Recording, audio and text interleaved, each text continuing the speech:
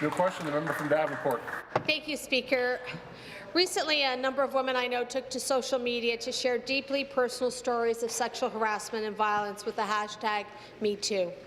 These two simple words have sparked more than 1.7 to the minister. Responsible for women's status.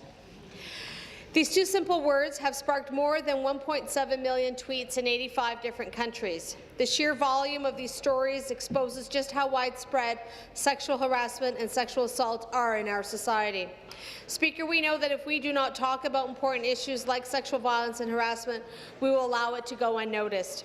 We give way to silence and the status quo. Speaker, we know there is a very real stigma around reporting sexual violence and harassment, which prevents some survivors from coming forward. This campaign has opened a critical conversation. Can the Minister of the Status of Women share with us what she is doing to help keep this important conversation going? Minister of the Status of Women. Thank you, Mr. Speaker, and I'd like to thank the member from Davenport for this very important question. Speaker, as the Minister of the Status of Women, it's my goal to do everything I can to ensure that women feel safe in this province. But, Speaker, the disturbing accounts of sexual harassment and assault sparked by hashtags like #MeToo tell a different story. The reality is that women in our province, country, and around the world are being harassed and assaulted every day.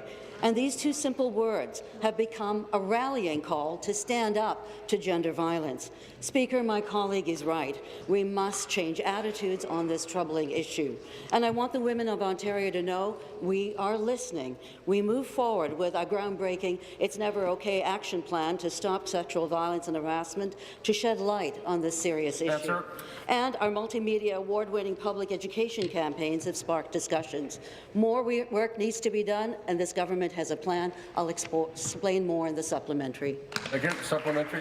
Mr. Speaker, I would like to thank the minister for her answer. And Speaker, hashtags like #MeToo have shone a light on how prevalent sexual violence and harassment are in our homes, workplaces and communities. And while the hashtag #MeToo was about opening the conversation, the hashtag #WhatNow is a call to action. We know that racialized and Indigenous women are even less likely to report instances of violence. Women are showing enormous courage and strength by speaking out, and we need to make sure they know we are listening. Speaker, can the minister please tell us what the government is doing to fight sexual violence and harassment in Ontario?